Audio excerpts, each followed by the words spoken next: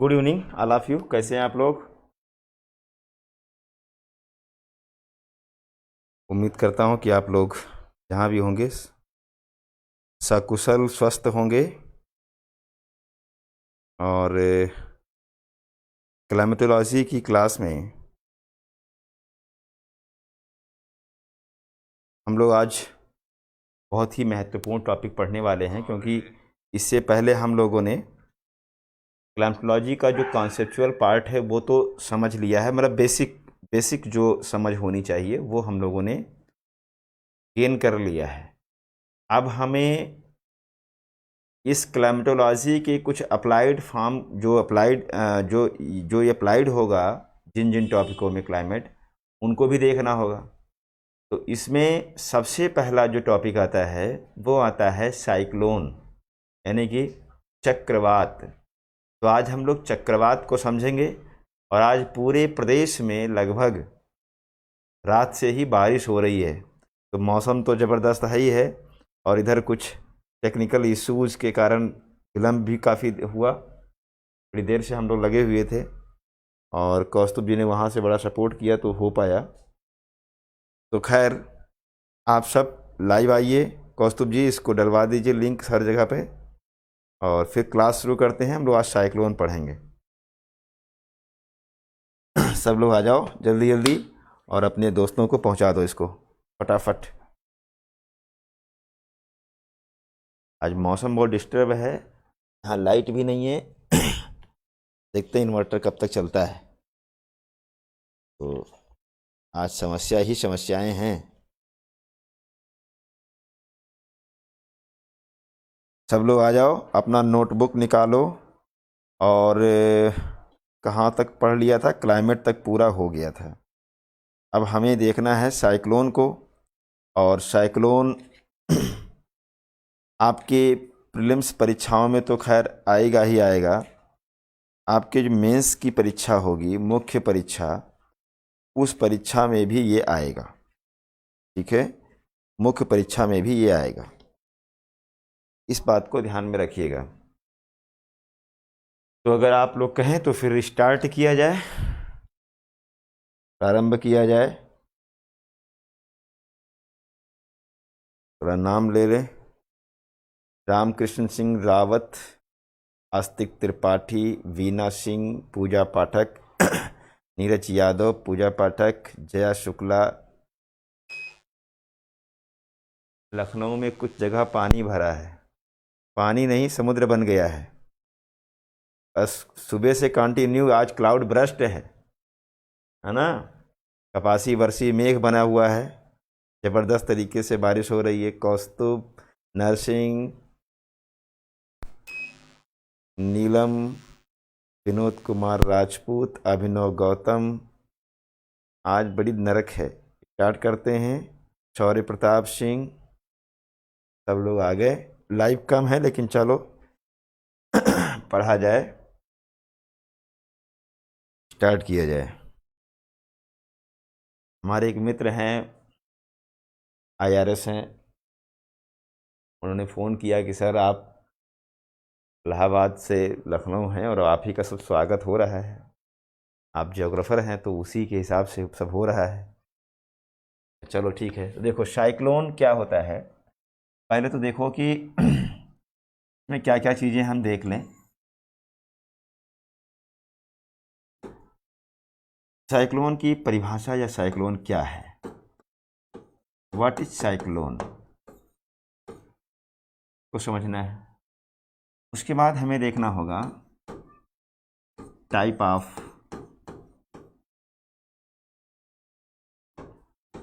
Of cyclone. Cyclone की प्रकार को देखेंगे, ठीक है। इनकी उत्पत्ति को समझेंगे, उत्पत्ति और पूरा इसका मैकेनिज्म, क्रियाविधि को समझेंगे। ओरिजिन और इसका मैकेनिज्म, इसको समझ लेंगे।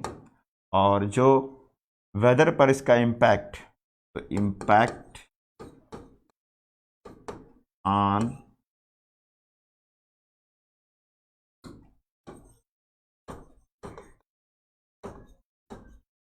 वेदर। ठीक है, तो इतनी बातों को हम लोग समझेंगे। तो रेडी हैं आप लोग? अगर तो हम स्टार्ट करें। आप लोग क्या रेडी हैं?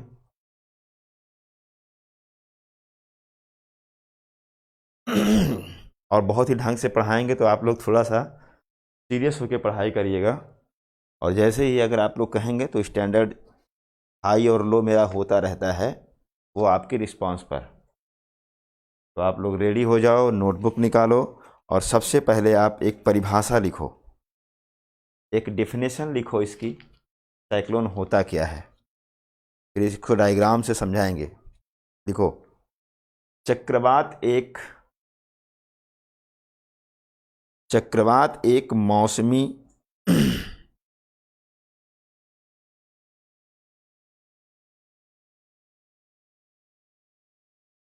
चक्रवात एक मौसमी तंत्र है जिसके केंद्र में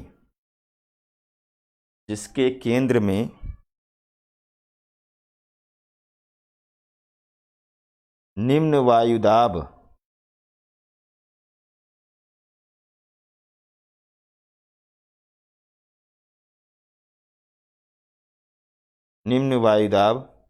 तथा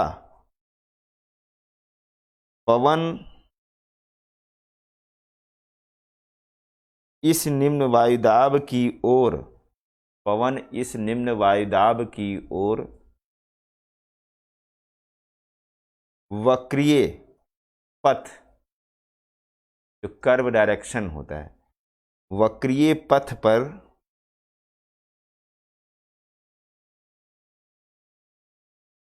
समदाब रेखाओं को, आइसोबार्स, समदाब रेखाओं को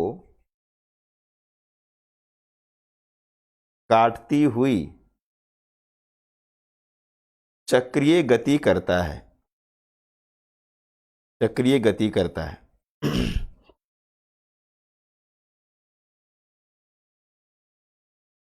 अर्थात चक्रवात एक निम्न वायुदाब का केंद्र होता है। चक्रवात एक निम्न वायुदाब का केंद्र होता है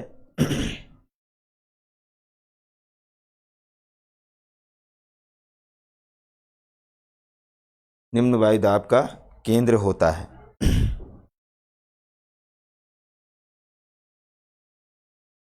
इसकी दिशा उत्तरी गोलार्ध में, इसकी दिशा नॉर्दर्न हेमिस्फीयर में anti clockwise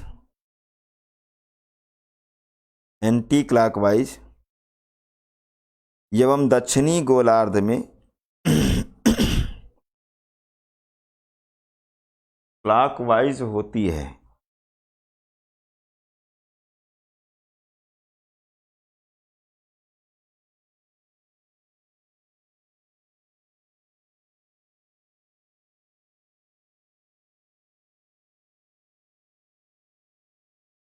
okay, para change करो। जबकि एंटी साइक्लोन प्रतिचक्रवात,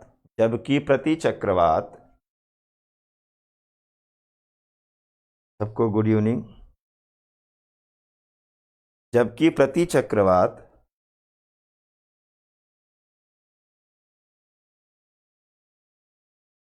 एंटी साइक्लोन एक उच्च वायुदाब का केंद्र होता है, एक हाई प्रेशर का सेंटर होता है, एक उच्च वायुदाब का केंद्र होता है,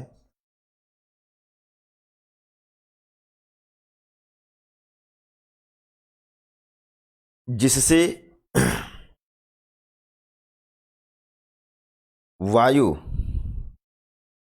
वायु समदाब रेखाओं को काटते हुए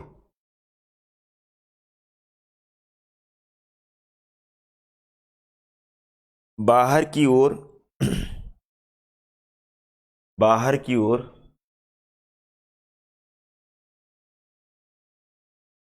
गति करती है या गतिमान होती है।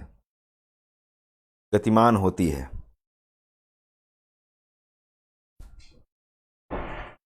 इसकी दिशा, इसकी मतलब एंटी साइक्लोन की, इसकी दिशा उत्तरी गोलार्ध में क्लॉकवाइज, उत्तरी गोलार्ध में क्लॉकवाइज तथा दक्षिणी गोलार्ध में एंटी क्लॉकवाइज होती है।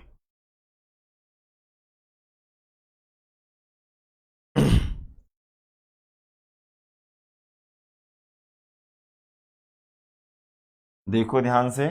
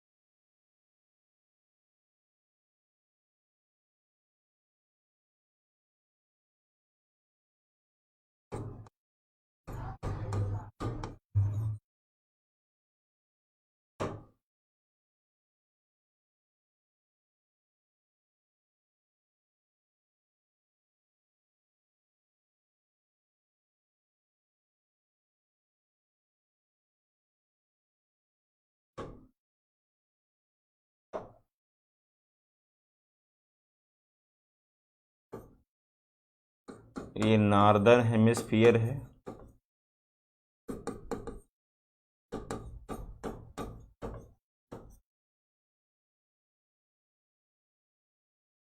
लाइट बहुत परेशान कर रही है आज, और ये सदर्न हेमिस्फीयर है।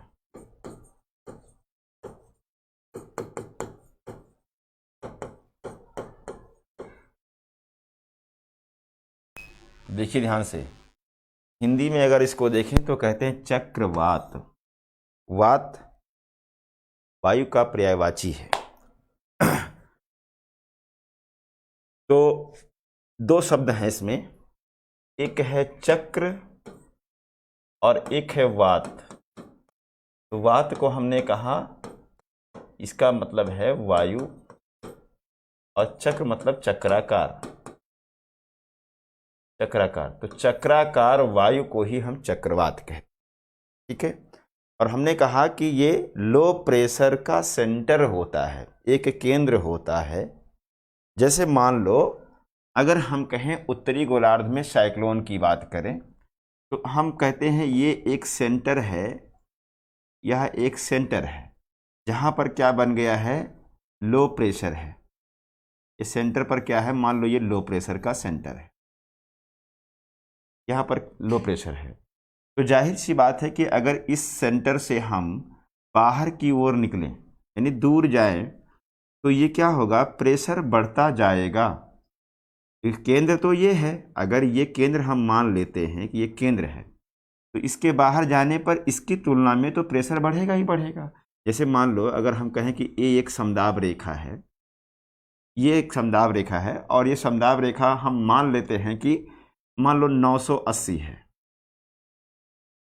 900 ही मान लो, 900 मिलीबार ये प्रेशर है यहाँ पर, इस लाइन पर, सर्किल पर, इस आइसोबार पर 900 MB है।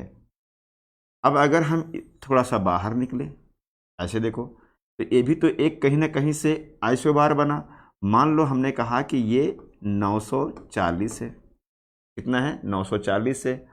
इसी प्रकार से अगर हम एक और बना लें, हमने कहा कि ये कितना है, तो हमने कहा ये 980 है। आप क्या देख रहे हैं, आप देख रहे हैं कि सेंटर से जैसे जैसे बाहर जा रहे हैं प्रेशर बढ़ता जा रहा है। यानी सबसे कम प्रेशर कहाँ पर है, तो इस सर्कल में है, 900 MB यहाँ पर है। तो जाहिर सी बात है, आप जानते हैं पवन की दिशा जो होती है वो हाई से किधर होती है, लो। यानी कि अगर हम कहें इधर ये हाई है, ये सब क्या है, ये हाई ही तो होगा, ये हाई प्रेशर, ध्यान से समझते चलिएगा, ये हाई प्रेशर है, सब चारों ओर हाई प्रेशर है। अब देखो ध्यान से, यहाँ 980 है तो यहाँ 940 है, तो इसकी तुलना में यहाँ प्रेशर कम है। और फिर यहाँ 940 से यहाँ 900 है, तो इसकी तुलना में यहाँ प्रेशर कम है। तो अगर हम कहें कि पवन यहाँ से यहाँ जाएगी, यहाँ से यहाँ जाएगी, तो अब क्या होगा, ध्यान दीजिएगा। अब साइक्लोन की बात हमने कहा कि साइक्लोन जो उत्तरी गोलार्ध में होता है इसकी दिशा एंटी क्लॉकवाइज। तो अब चारों ओर से हवाएं इधर की ओर आएंगी, ऐसे हवाएं आएंगी, ध्यान समझिएगा, ऐसे ये हवाएं इधर की ओर आएंगी, यानी एंटी क्लॉकवाइज डायरेक्शन में केंद्र की ओर पवन जाएगी। इधर जाएगी केंद्र की ओर, क्योंकि केंद्र में ही क्या है, लो प्रेशर है। तो हवाएं जो होती हैं वो एक गति वक्राकार, देखिए एक कर्व बना रही है ना, एक कर्व बना रही, कर्व बनाती हुई लो प्रेशर की ओर चलेंगी। ठीक है, दिशा क्या हो गई, एंटी क्लॉकवाइज हो गई। तो हमने कहा है लो प्रेशर का सेंटर होता है जिसमें समदाब रेखाओं को वक्राकार पथ पर काटती हुई केंद्र की ओर हवाएं चलती। ये हुआ साइक्लोन। अब अगर हम इसी साइक्लोन को सदर्न हेमिस्फीयर में देखें, यानी दक्षिणी गोलार्ध में देखें, तो सेम ऐसे ही रहेगा। मान लो कि ये लो प्रेशर है, ये लो प्रेशर है, तो जाहिर सी बात है यहाँ इसकी तुलना में हाई होगा, ये भी तो हाई होगा। तो अब इसमें भी पवन तो चलेगी, लेकिन इसमें पवन की जो दिशा होगी वो क्या हो जाएगी, क्लॉकवाइज हो जाएगी। ये ऐसे पवन जाएगी इसमें,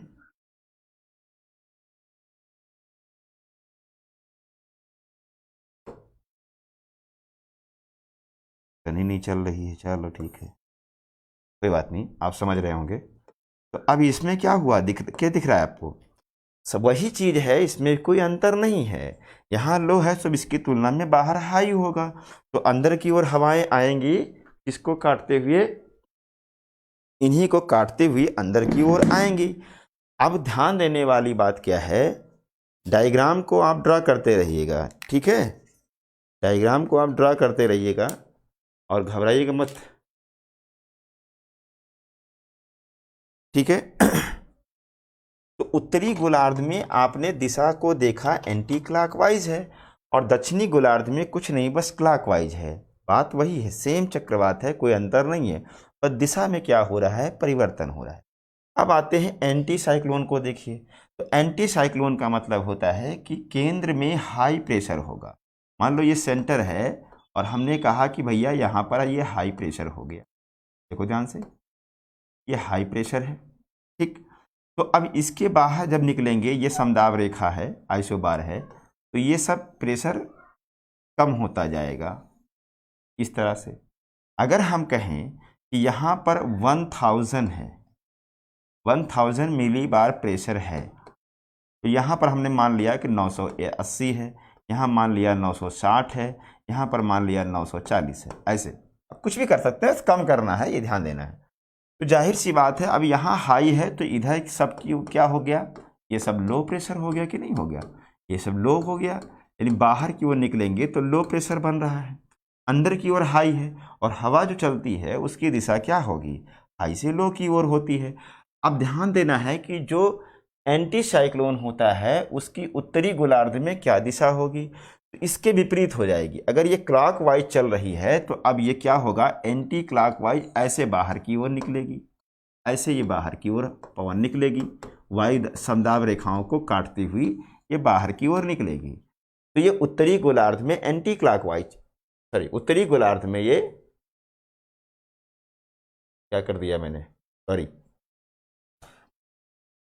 क्या कर दिया यार, क्लॉकवाइज करना है इसको, कोई बात नहीं, फिर से बना लेते हैं, नाराज मत होइएगा। ये मान लो हाई प्रेशर है, तो इसकी तुलना में ये सब क्या हो रहा है, बढ़ता जा रहा है, घटता जा रहा है। हमने कहा यहाँ अगर 1000 माने तो यहाँ 980 मान लो, 960 मान लो, यहाँ 940 मान लो, ठीक है। तो अब क्या होगा, पवन बाहर निकलेगी, लेकिन कैसे निकलेगी, इसके जस्ट विपरीत, यानी ऐसे निकलेगी, क्लॉकवाइज। कैसे निकलेगी, क्लॉकवाइज निकलेगी। तो एंटी साइक्लोन जो होता है उसमें दिशा क्या होती है, उत्तरी गोलार्ध में क्लॉकवाइज होती है पवन की दिशा। इसी प्रकार से अगर सदर्न हेमिस्फीयर में देखें, हम मान लो इसको हाई प्रेशर मान रहे हैं, ठीक है, और यहाँ पर ये सब समदाब रेखाएं हैं, तो अब इसमें भी बाहर निकलेगी, इसमें भी बाहर निकलना है क्योंकि हाई प्रेशर अंदर है। लेकिन अब ये क्या है, ये आप देखिए क्लॉकवाइज है तो ये क्या हो जाएगा, एंटी क्लॉकवाइज निकलेगा। ये देखो एंटी क्लॉकवाइज है। बात समझ में आई? तो हम कह सकते हैं कि प्रति चक्रवात या एंटी साइक्लोन एक हाई प्रेशर का सेंटर होता है जिसमें केंद्र से या सेंटर से पवन या वायु बाहर की ओर समदाब रेखाओं को काटती हुई निकलती है। इसकी दिशा उत्तरी गोलार्ध में क्लॉकवाइज और दक्षिणी गोलार्ध में एंटी क्लॉकवाइज। जबकि जो साइक्लोन होता है वो लो प्रेशर का सेंटर होता है, बाहर से पवन केंद्र की ओर जाएगी, उत्तरी गोलार्ध में इसकी दिशा एंटी क्लॉकवाइज और दक्षिणी गोलार्ध में क्लॉकवाइज होती है। इतनी बात आपको समझ में आई या नहीं आई? लिख करके जल्दी से बताओ।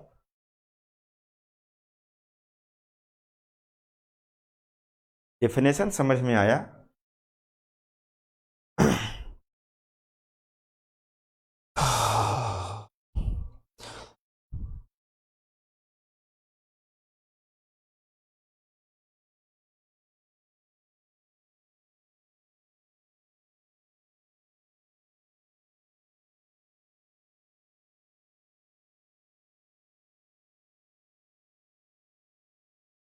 बिल्कुल बिल्कुल रिवर्स कर देना है।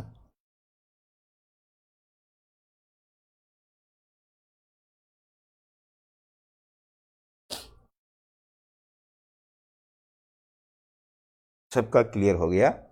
वेरी गुड, बहुत बढ़िया। आप लोगों से मैंने कहा था कि आप लोग इंडिया की मैपिंग कर डालना। मैंने 8 दिन मैपिंग कराई इंडिया की। आप लोगों ने शायद किया नहीं, सभी लोगों ने। चैनल पे लाइव करवा रहा था सुबह, आप लोग को करना चाहिए था। अभी भी जा कर के कर लो। चैनल पर किसान आईएएस चैनल है यूट्यूब का, उस पर जा कर के सब पड़ा हुआ है। 9 क्लासेस हैं इंडियन मैपिंग की, ज्योग्राफी की। सारा मैपिंग कर लो, ठीक है? वो बहुत काम आएगा जब भारत का भूगोल पढ़ोगे तब। तो ये हुआ आपका परिभाषा। अब चलते हैं सेकंड स्टेज इसका। अब दूसरी बात हमको क्या देखना है,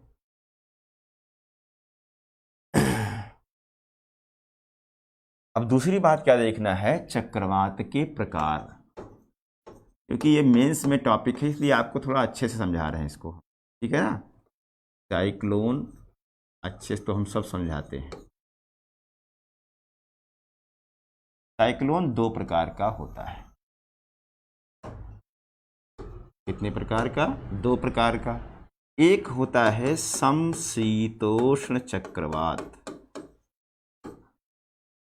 या इसी को कहते हैं शीतोष्ण चक्रवात,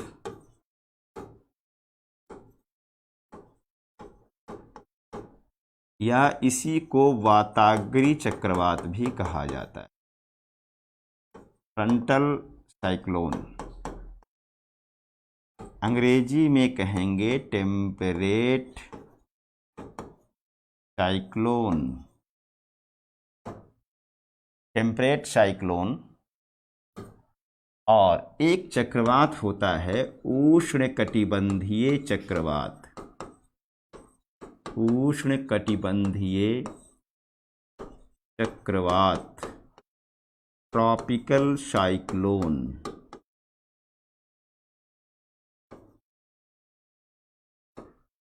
ट्रॉपिकल साइक्लोन। 2 प्रकार के चक्रवात होते हैं। अब समशीतोष्ण चक्रवात क्या होता है और उष्णकटिबंधीय चक्रवात क्या होता है, तो बातों से ही क्लियर है कि समशीतोष्ण का मतलब, अगर हम अक्षांशीय दृष्टि से देखें, लैटिट्यूड की दृष्टि से देखें, तो हम दोनों को डिफाइन कर सकते हैं बड़े आराम से। इसको हम कहेंगे 35 डिग्री नॉर्थ या साउथ से लेकर के 65 डिग्री नॉर्थ या साउथ के बीच में बनेगा। कौन? Temperate cyclone. अगर हम कहें ट्रॉपिकल साइक्लोन कहाँ बनेगा, तो 5 डिग्री नॉर्थ या साउथ से लेकर के 35 डिग्री नॉर्थ या साउथ तक इसका निर्माण होगा। तो अब आपको समझ में ये आ रहा होगा कि जाहिर सी बात है अगर हम इसको ग्लोब पर दिखाना चाहें तो ग्लोब पर कैसे हम दिखा सकते हैं? ये मान लो 0 डिग्री है और ये मान लो 35 डिग्री है ना? ये मान लो 35 डिग्री है और यहाँ पर ये मान लो 5 डिग्री है। ये कितना है? 5 डिग्री, 5 डिग्री। तो जो ये रीजन होगा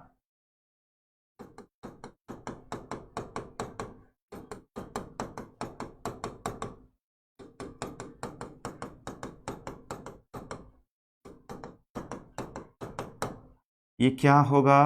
ये होगा ट्रॉपिकल साइक्लोन। टीसी लिख दिया हमने, ये ट्रॉपिकल साइक्लोन होगा। और अगर हम 65 तक चले जाएं तो ये क्या होगा? 35 से लेके 65 तक, 65 तक इसमें जो बनेगा, इस एरिया में जो साइक्लोन बनेगा, इस साइक्लोन को हम कहेंगे टेम्परेट साइक्लोन। ये भी टीसी है, तो टीसी है तो इसको ऐसा करो, दोनों टीसी मत लिखो, इसको कर दो टेम्परेट, TEMP कर दो और सी लिख दो, टेम्परेट साइक्लोन।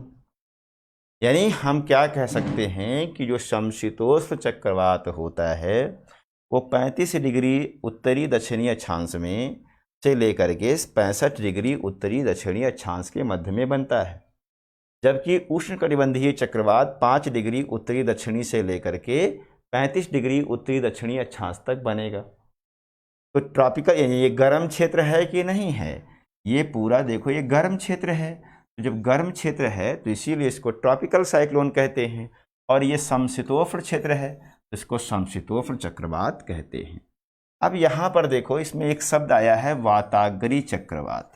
वाताग्री चक्रवात क्यों कहते हैं? क्योंकि यहाँ पर आप देखिए जो 60 डिग्री होता है, आपको हमने बताया है, यहाँ ध्रुवीय पवन और पछुआ पवन दोनों का मिलन होता है। दोनों का क्या होगा? मिलन होगा। और ये जो 60 डिग्री पर मिलन होता है, ये प्रेशर बेल्ट कौन सी है? तो आप इस प्रेशर बेल्ट को जानते हैं, इसको हम कहते हैं सब polar low pressure belt. Low pressure belt है ये, सब पोलर लो प्रेशर बेल्ट है। उप ध्रुवीय निम्न वायु दाब की पेटी है, जहां पर ये ठंडी पवन और ये गर्म पवन दोनों मिलती है। लेकिन सब पोलर लो प्रेशर बेल्ट क्या 60 डिग्री पर नियत रहेगी? नहीं, वो फिक्स नहीं होगी, वो फ्लक्चुएट करेगी। वो उत्तर की ओर भी जाएगी, नॉर्थ की ओर जाएगी और साउथ की ओर भी वो शिफ्ट करेगी। तो इसी कारण से यहाँ पर गर्म और ठंडी हवाओं के टकराने से साइक्लोनिक कंडीशन बनती रहती है। बात समझ में आई या नहीं आई?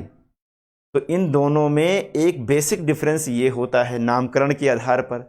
अब इसमें हमको क्या करना है कि जब मेंस का पेपर होगा, मेंस के पेपर में सीधा सीधा प्रश्न आ जाएगा कि उष्णकटिबंधीय चक्रवात और समशीतोष्ण चक्रवात में अंतर स्पष्ट करें। दोनों में अंतर स्पष्ट करने को आएगा। तो अंतर स्पष्ट करने के लिए आपके पास 10-12 पॉइंट्स होने चाहिए जिससे आप अंतर लिख सकें, जिससे आप अंतर लिख सकें। तो अब इसके लिए आपको क्या करना है, एक तरफ लिखिए समशीतोष्ण चक्रवात और एक तरफ लिखिए उष्णकटिबंधीय चक्रवात, बीच में एक खींच दीजिए लाइन, ये पॉइंट नंबर 1 बना दीजिए और यहाँ पे डालिए point number 2, point number 3, point number 4। ऐसे आपको डिफरेंस लिखने हैं। पॉइंट में लिखवा दे रहे हैं जिससे आपको लिखने में आसानी हो जाएगा और दोनों में अंतर भी अभी स्पष्ट हो जाएगा और बहुत सारी बेसिक बातें भी इनकी समझ में आपको आ जाएगी। तब हम इसको डायग्राम के साथ एक्सप्लेन करना शुरू करेंगे। Okay, are you ready?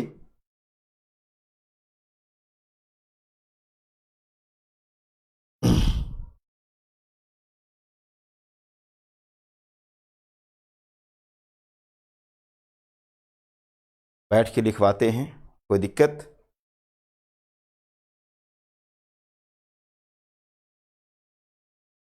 बैठ के लिखवाएं, कोई दिक्कत तो नहीं है? ठीक है।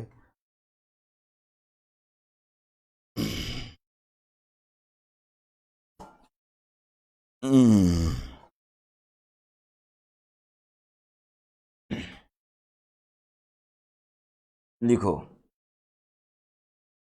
इसको आप शीत चक्रवात भी लिख सकते हो, कोई दिक्कत नहीं। हार्दिक यादव प्रणाम, खुश रहो।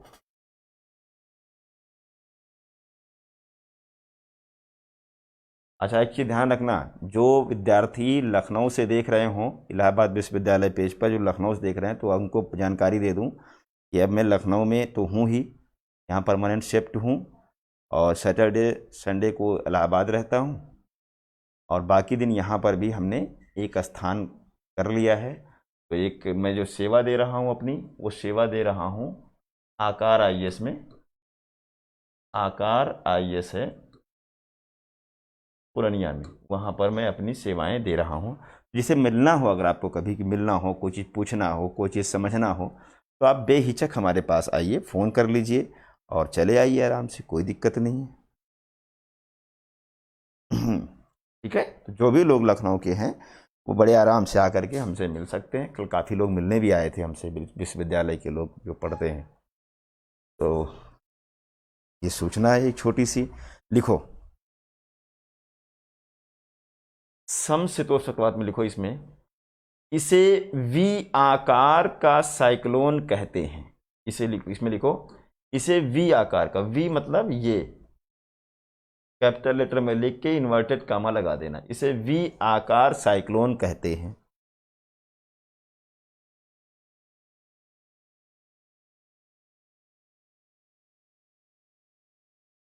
इसमें लिखो, इसमें लिखो इसे O आकार, ओ लिख देना, इसे O आकार साइक्लोन कहते हैं। अभी जब चित्र बनाएंगे, समझाएंगे, तो अपने आप ये सब आपको दिखेगा कैसे V है, कैसे वो है। तो इसे V आकार साइक्लोन कहते हैं और इसे वो आकार साइक्लोन कहते हैं। दूसरा लिखो,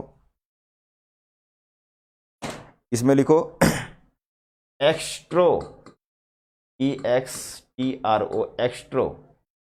एक्स्ट्रोट्रॉपिकल।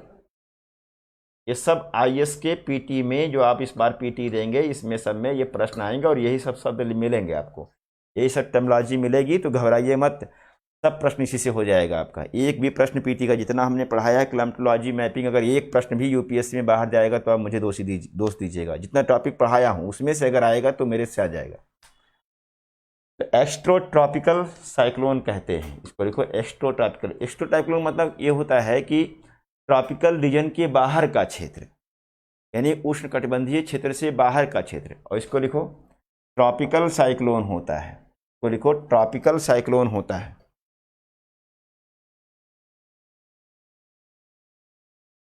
ट्रॉपिकल साइक्लोन होता है।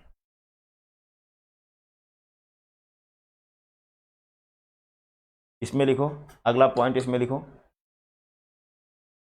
शीत एवं ग्रीष्म दोनों काल में, इसमें लिखो शीत एवं ग्रीष्म, यानी कि समर और विंटर, शीत और ग्रीष्म दोनों काल में निर्मित होते हैं। शीत और ग्रीष्म दोनों काल में निर्मित होते हैं, लेकिन शीतकाल में इनकी बारंबारता, फ्रीक्वेंसी, इनकी बारंबारता और तीव्रता, इंटेंसिटी अधिक होती है।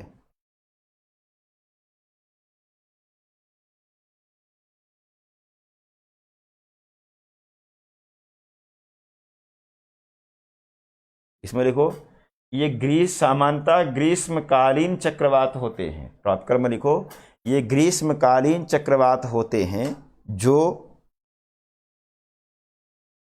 अप्रैल से नवंबर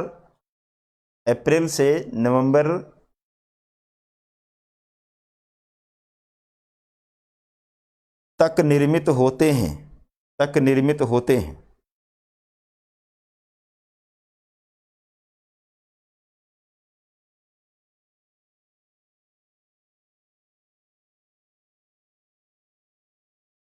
इसमें लिखो पछुआ पवन से प्रभावित, इसमें लिखो पछुआ पवन से, अब पॉइंट डालते रहिएगा सब। पछुआ पवन, वेस्टर्लीज, पछुआ पवन क्षेत्र में उत्पन्न होते हैं, इसलिए पछुआ पवन क्षेत्र में उत्पन्न होते हैं, इसलिए महाद्वीप के पश्चिमी तट को प्रभावित करते हैं। महाद्वीप के पश्चिमी तट को प्रभावित करते हैं।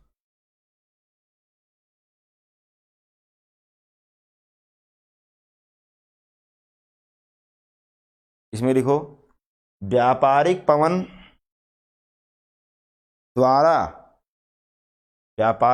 द्वारा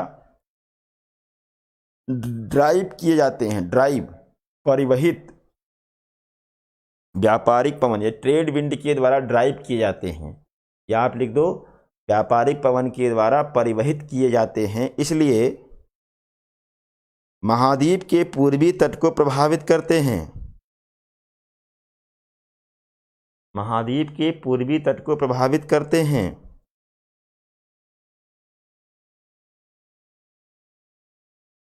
महाद्वीप के पूर्वी तट को प्रभावित करते हैं।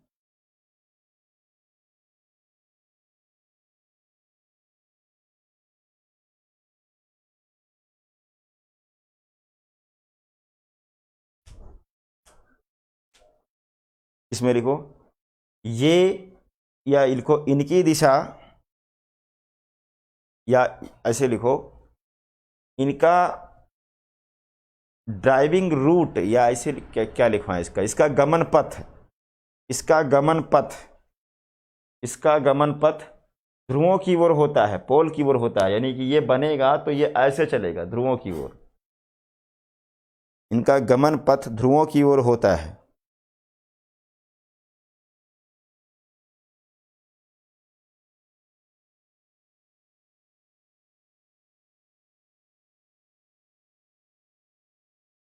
इसमें लिखो व्यापारिक पवनों के क्षेत्र में होने के कारण, इसमें लिखो व्यापारिक पवनों के क्षेत्र में होने के कारण गमन पथ विषुवत की ओर होता है, किंतु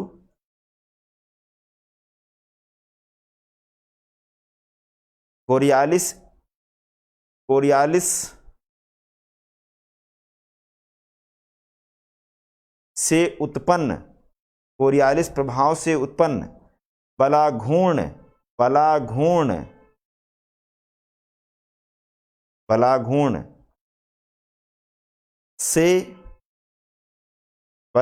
से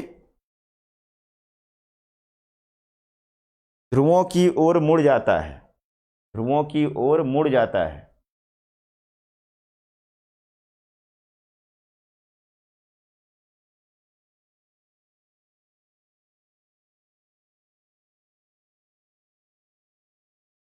इसमें लिखो गैर विनाशकारी तंत्र होता है।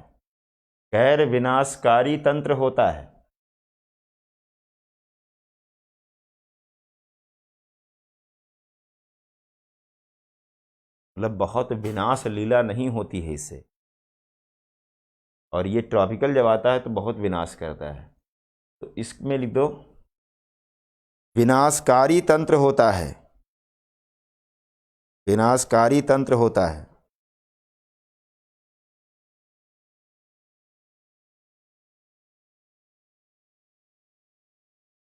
बचपन में नानी दादी कहानी सुनाती थी, या गांव में लोग बोलते थे, बवंडर देखा है कभी आपने? बवंडर को आप साइक्लोन का छोटा रूप मान सकते हो। ऐसे चलता है ना। शक्तिमान देखा है आपने? शक्तिमान घूमता है ना, वो साइक्लोन की तरह होता है। तो कहानियों में बताते थे या डराते थे हम लोगों को छोटे जब थे, तो कि जब बवंडर दिखता था तो बोलते थे कि उसके करीब मत जाओ, उसमें भूत है। भूत प्रेत से हम लोग को डराया जाता था। तो यानी कि वो सजीव है, अगर भूत है तो सजीव है, जीव है वो। और जीव हमेशा तभी चलेगा जब उसको एनर्जी चाहिए, ऊर्जा चाहिए। तो उसी क्रम में हम इसको ऐसे समझ सकते हैं कि जो साइक्लोन ड्राइव हो रहा है ना, चल रहा है, ये वायु चल रही है तो इसमें एनर्जी तो चाहिए ना मैकेनिज्म में, बिना एनर्जी के तो कोई गति नहीं हो सकता, तो एनर्जी तो चाहिए।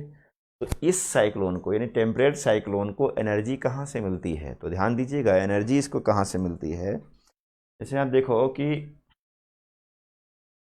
मान लो कि ये ठंडी पवन आई और ये गर्म पवन आई। कौन सी पवन है? गर्म पवन। ये ठंडी पवन है, कोल्ड है, और ये वार्म है, दोनों आई। तो इसकी इसमें ऊर्जा के इसमें दोनों ताप में क्या है? अंतर है। इसमें ताप अधिक है और इसमें ताप कम है, तो दोनों में तापीय अंतर है ना।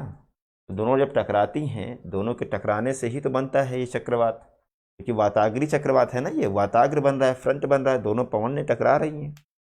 तो अब ऐसे में क्या होगा कि जो इसमें एनर्जी में डिफरेंसेस हैं, जब ये दोनों पवनें टकराती हैं तो इसमें से ऊर्जा रिलीज हो जाती है, इसमें से ऊर्जा निकलती है। जब घर्षण होता है वायु में, इसमें से एनर्जी निकलती है, ऊर्जा निकलती है, और यही जो ऊर्जा इसमें से निकलती है तापमान में अंतर के कारण, इसी ऊर्जा से इसको एनर्जी मिलती है। मतलब इसी एनर्जी को ये ले करके अपने आप को ड्राइव करता है, चलता है।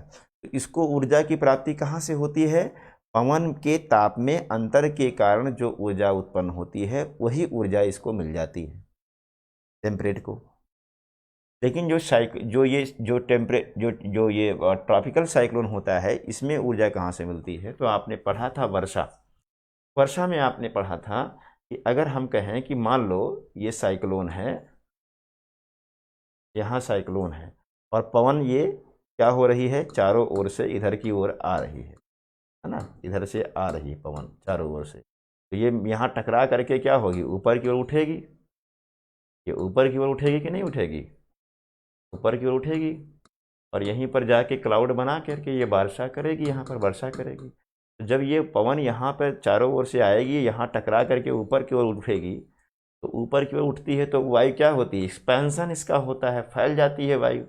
जब वायु फैलेगी तो वायु कूल होगी, वायु कूल होगी तो कंडेंसेशन होगा। सब आप जानते हैं, रिलेटिव ह्यूमिडिटी बढ़ेगी, सापेक्षता बढ़ जाएगी, कंडेंसेशन होगा। और कंडेंसेशन में हमने कहा था कि जो लेटेंट हीट होती है, एयर की जो गुप्त ऊष्मा होती है, वो बाहर निकलती जब जलवाष्प जल से बूंद में कन्वर्ट होता है। ठीक, तो जो गुप्त ऊष्मा निकलती है, उसी गुप्त ऊष्मा को ये साइक्लोन ले लेता है और ये इसको ऊर्जा मिल जाती है, चलता है। यही कारण है कि ये साइक्लोन जमीन पर आते ही खत्म हो जाते हैं, और ये साइक्लोन जमीन पर भी चलते ही रहते हैं।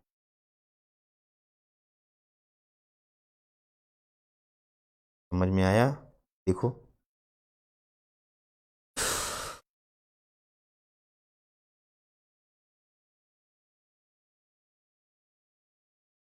देखो टेम्परेट में लिखो, इसमें लिखो अगला पॉइंट,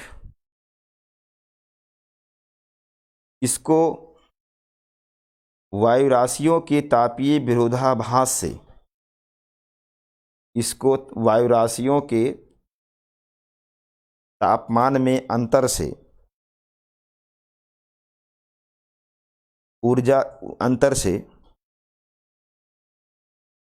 ऊर्जा की प्राप्ति होती है।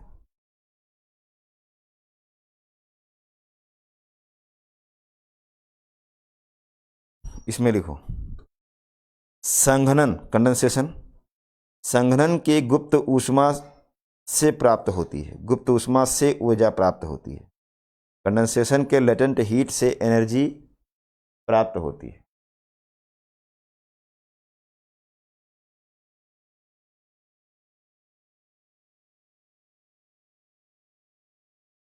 इसमें लिखो केंद्र में सर्वाधिक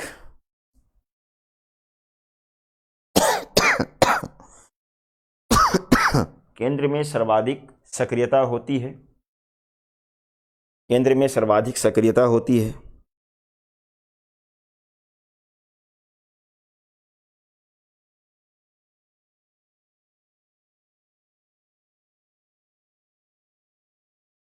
तथा अधिकतम वर्षा प्राप्त होती है, तथा अधिकतम वर्षा प्राप्त होती है, मैक्सिमम रेनफॉल होता है। ट्रॉपिकल साइक्लोन में लिखो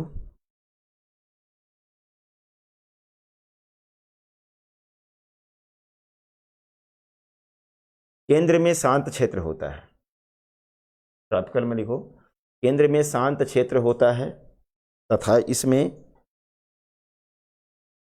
इसमें वायु का अवरोहण होता है। सब्सिडेंस, वायु का अवरोहण होता है, आरोहण मत लिख देना, अवरोहण होता है, नीचे उतरती है केंद्र में।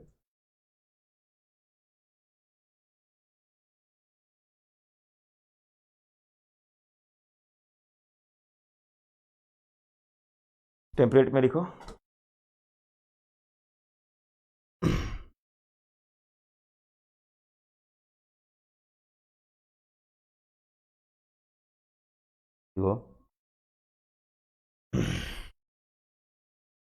न्यूनतम दाब केंद्र में प्राप्त होता है। इसमें लिखो न्यूनतम दाब यानी सबसे कम लो प्रेशर केंद्र में प्राप्त होता है, सेंटर में मिलता है, केंद्र में प्राप्त होता है।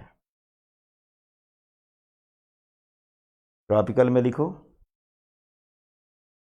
न्यूनतम दाब केंद्र में ना होकर, न्यूनतम दाब केंद्र में ना होकर, न्यूनतम दाब केंद्र ऑब्लिक लिख दो, ऑब्लिक आई आंख, चक्रवात की आंख। न्यूनतम दाब केंद्र ऑब्लिक आंख में ना होकर आई वॉल आंख की दीवार के पास प्राप्त होता है। अभी सब समझ में आएगा, परेशान मत हो। आंख की दीवार के पास प्राप्त होता है।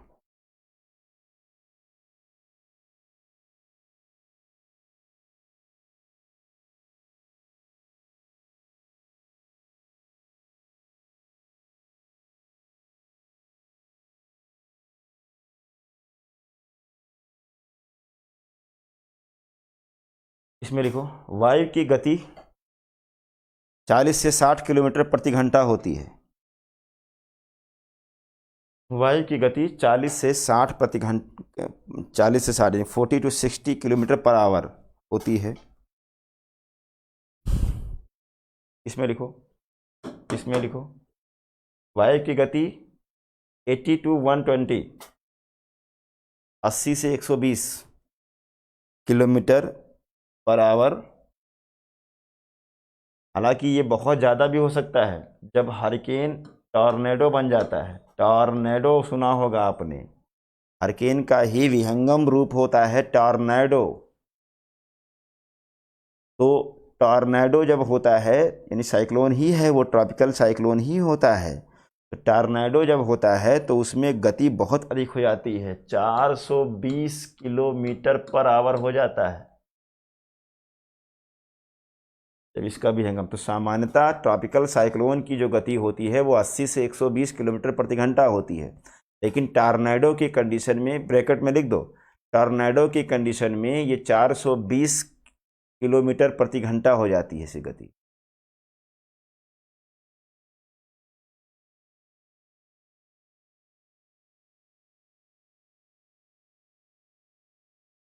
अगला पॉइंट इसमें लिखो PGF, pressure gradient force. Pressure gradient force 20 से 35 MB होता है, 20 से 35 MB होता है। यानी कि अगर हम कहें कि टेम्परेट साइक्लोन है तो अगर ये सेंटर में हम कहें कि 900 मिलीबार है तो हमने कहा कि पीजीएफ जो होगा इसमें 20 होगा, तो अगला जो होगा यहाँ पर 920 होगा या 940 हो जाएगा। इस तरह से 20-20 का अंतर दिखाई देगा और इधर से पवन आएगी। बात समझ रहे हैं? अब इसमें लिखो, ट्रॉपिकल में लिखो 80 से 120 MB होता है, 80 से 120 MB होता है। 80 से 120 MB का होता है, यानी कि अंतर प्रेशर ग्रेडियंट ज़्यादा हो गया, और प्रेशर ग्रेडियंट ज़्यादा हो जाने पर वायु की गति भी क्या हो जाएगी, अधिक हो जाएगी कि नहीं हो जाएगी। तो इसमें 80 से 120 MB का अंतर होता है पीजीएफ। अगला लिखो, अगला इसमें पॉइंट लिखो।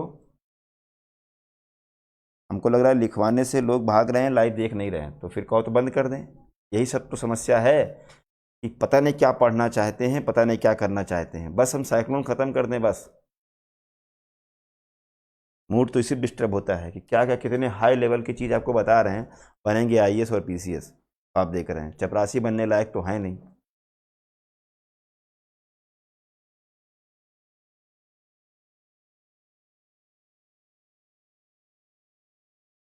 पता नहीं क्या देखना चाहते हैं, क्या करना चाहते हैं। किताब में मिल जाएगा इस तरह का अंतर, लेके आओगे वही सड़क छाप, तो उससे आपको नंबर मिल जाएगा, आप सोच रहे हैं तो फिर ठीक है।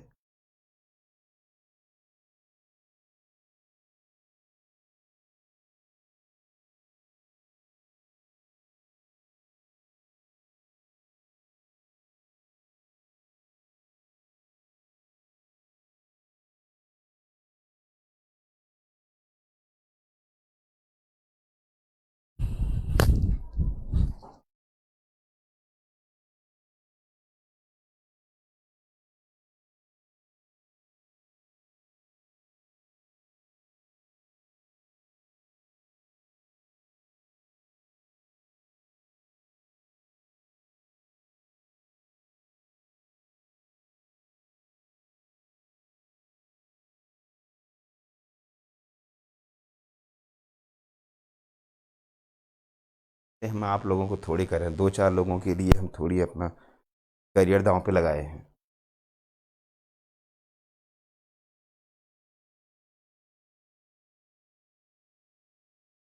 आप लोगों को वही हमको लगता है वनडे टाइप का पढ़ाया जाए, तभी ये सही रहेगा।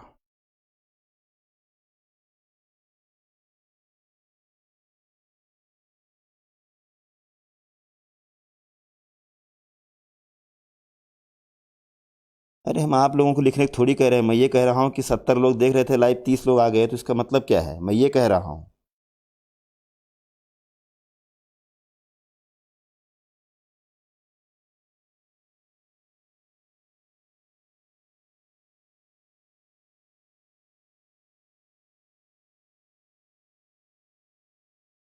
क्या लिखवा रहे थे पता नहीं कहाँ, कितना अच्छा मूड बना था। एमबी लिख लिया आपने, पीजीएफ लिखा।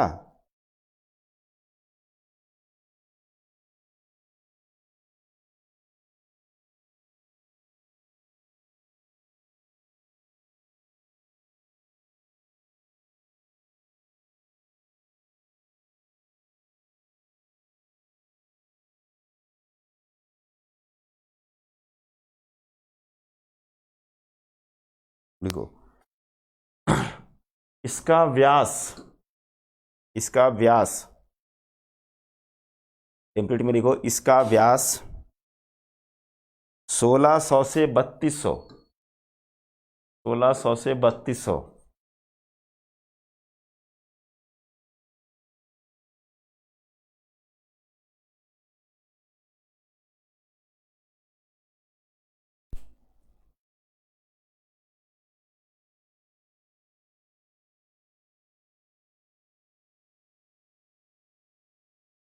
इसका व्यास 1600 से 3200 किलोमीटर तथा ऊंचाई, तथा ऊंचाई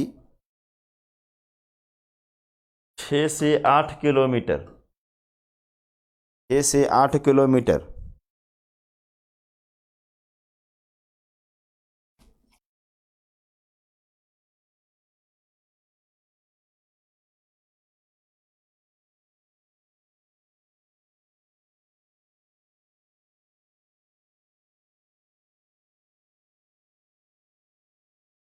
अरे टेम्परेट में लिखोगे और क्या, व्यास जब व्यास पॉइंट आ गया तो इसमें लिखोगे ना, व्यास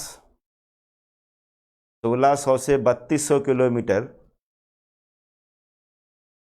ऊंचाई 6 से 8 किलोमीटर, क्षेत्रफल 12 से 32 लाख वर्ग किलोमीटर। 3 पॉइंट हैं इसमें, टेम्परेट में लिखना है व्यास 1600 से 3200 किलोमीटर, कामा ऊंचाई 6 से 8 किलोमीटर, क्षेत्रफल 12 से 32 लाख वर्ग किलोमीटर।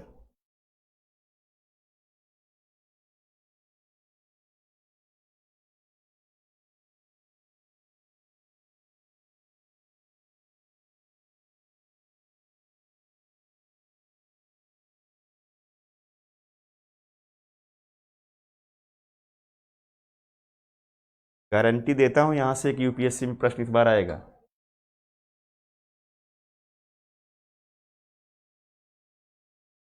गारंटी है मेरी।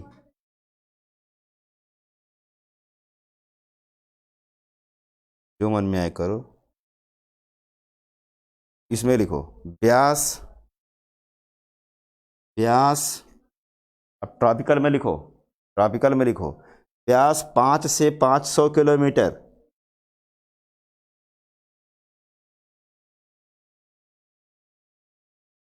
व्यास 5 से 500 किलोमीटर,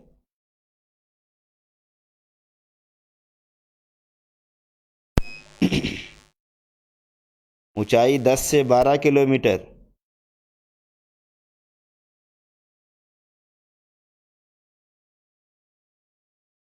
क्षेत्रफल 1 लाख से 6 लाख वर्ग किलोमीटर, क्षेत्रफल 1 से 6 लाख वर्ग किलोमीटर,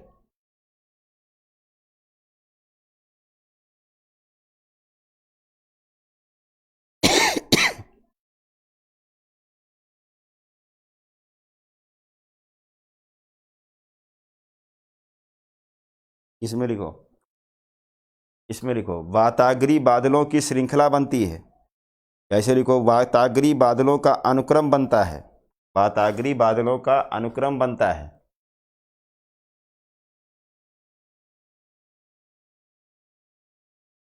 एक पूरी सीरीज बन जाएगी। इसमें लिखो केमुलस निम्बस कपासी बरसी, केमुलो निम्बस कपासी बरसी बादल बनते हैं।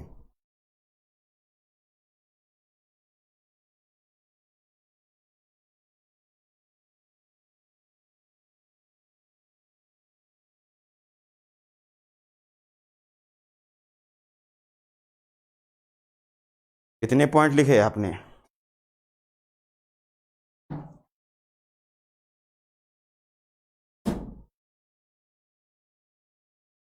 कितने पॉइंट लिखे?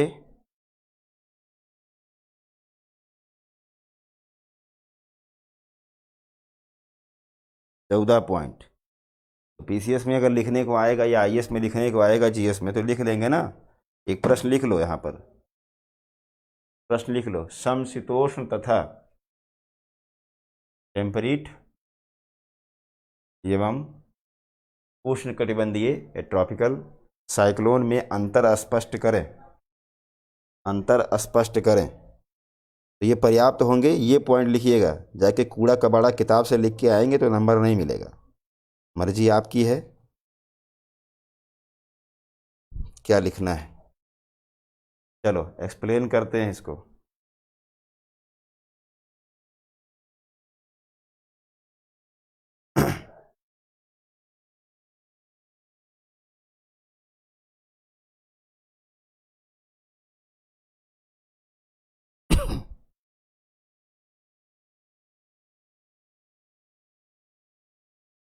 डीसी का क्षेत्रफल 1 से 6 लाख वर्ग किलोमीटर,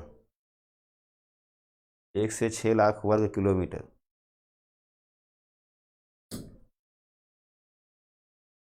चलो आओ, अब सब इसको पढ़ लेना 10 बार।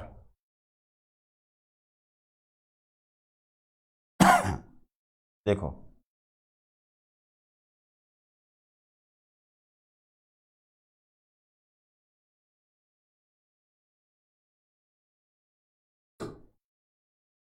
ये क्या है, मानो इसको कि ये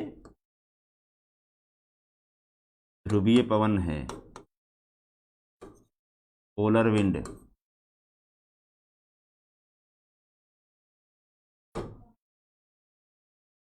और यहां पर क्या है, मान लो ये पछुआ पवन है।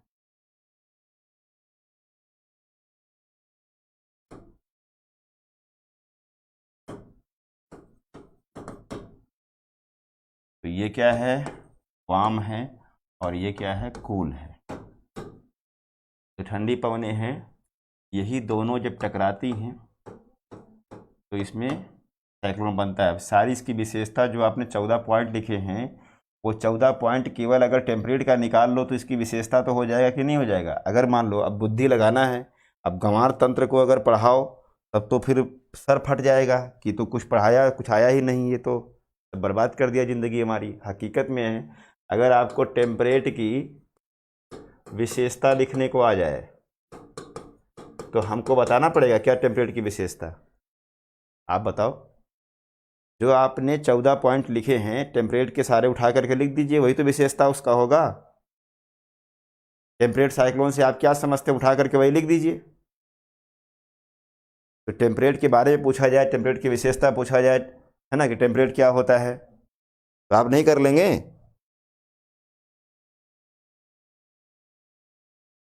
लेकिन जब विशेषता लिखा हो ना, तो कहीं विशेषता तो पढ़ाए नहीं यार, तो वो अंतर बताए थे। तो इतना तो अगर है तो फिर तब तो फिर गजब है फिर। अब यहाँ पर ये ठंडी पवन है, ऐसे ये गर्म पवन है पछुआ, और ये क्या है, गर्म पवन, ठंडी पवन है, ध्रुवीय पवन, दोनों टकराती है, यहाँ पे साइक्लोन बन जाता है। ठीक, अब देखो ध्यान से, मान लो कि ये एक लाइन है, ये वह लाइन है जो गर्म और ठंडी पवन को डिवाइड कर रही है, मान लो। तो ये पवन क्या है, ठंडी पवन है। ठीक, ये ठंडी पवन है और ये गर्म पवन है, पछुआ का मान लो ये हिस्सा है। तो होता क्या है, वाताग्री वाला टॉपिक याद करो। वाताग्री की टॉपिक में हमने क्या बताया था, वाताग्री वर्षा में क्या बताया था, कि जब गर्म और ठंडी पवनें अपने अपने मार्ग पर चलती रहती हैं तब तक कोई भी मौसम में परिवर्तन नहीं होता है। लेकिन जैसे ही दोनों में से कोई भी एक पवन अपने मार्ग का उल्लंघन करती है और दूसरे के क्षेत्र में पहुंचती है, वैसे ही दोनों गर्म और ठंडी पवनें टकरा करके वाताग्र बनाएंगी। जैसे मान लो अगर हम कहें ये गर्म पवन है और ये ठंडी पवन है, तो अगर ये टकरा गई तो ये कहाँ जाएगी, ऊपर जाएगी कि नहीं होगा, और ये फिर क्लाउड बना के वर्षा करेगी। तो यही तो वाताग्री वर्षा है, तो ये कुछ और नहीं, यही साइक्लोनिक है। अब देखो ध्यान से क्या होगा, कि मान लो कि ये ठंडी पवन है और ये पवन एक्टिव हुई, इसके क्षेत्र में ये आई पवन, ये इसके क्षेत्र में मान लो आ गई, और जैसे इसके क्षेत्र में आएगी तो यहाँ पर क्या करेगा, इसको ढकेलेगा। तो यहाँ पर जब देखिए, इसको ऐसे समझिए,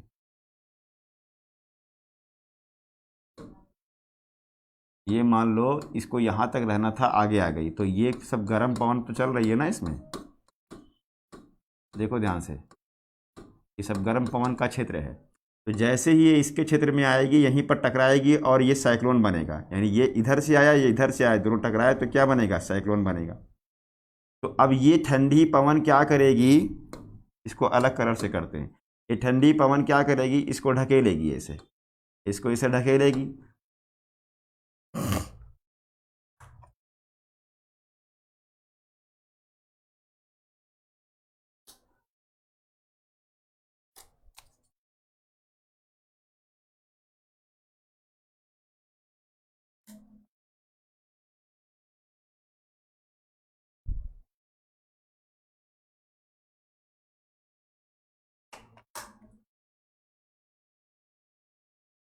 तो ये इसको ढकेलेगी, तो यहाँ पर गर्म और ठंडी दोनों टकरा रही है ना, देखो यहाँ पर ये गर्म और ठंडी टकरा रही है ना। पहली बात, जब ये इसको ढकेल रही है इधर की ओर, देखो ध्यान से, जब ये इसको ढकेल रही है इधर की ओर, तो यहाँ पर तो साइक्लोन बनेगा ही बनेगा। तो जब इसको धक्का देगी तो ये पवन आगे बढ़ेगी, ये ठंडी वाली, ये गर्म वाली पवन क्या होगी, ये आगे बढ़ेगी, ये आगे बढ़ेगी, क्योंकि ये जब इसको इधर ढकेलेगी तो ये इधर की ओर भागेगी। ये पछुआ पवन है ना, तो डायरेक्शन तो इसका ऐसे ही होगा। तो जब ये इधर की ओर आएगी तो ये इसको फोर्स करेगी, तो ये इधर की ओर जाएगी, तो यहाँ ये गर्म पवन अब कहाँ जाएगी, ये कोल्ड क्षेत्र में जाएगी, इस क्षेत्र में जाएगी। तो यहाँ पर भी तो साइक्लोन बनेगा, गर्म ठंडी पवन टकराएगी, तो साइक्लोन बन रहा है कि नहीं बन रहा है। तो इस पूरे एरिया में क्या होगा, साइक्लोन बन जाएगा, वर्षा होना शुरू हो जाएगा। तो इसको हमने कहा ये गर्म और ठंडी पवनों से विकसित होता है। अब देखो ध्यान से, ये कैसे वी आकार बनता है, ऐसे समझो इसको। ये आपको हमने वाताग्री वर्षा पढ़ाया था, तो ये मान लो, इसको अभी ऐसे ना करें, इसको ऐसे कर लो, क्या हो रहा है,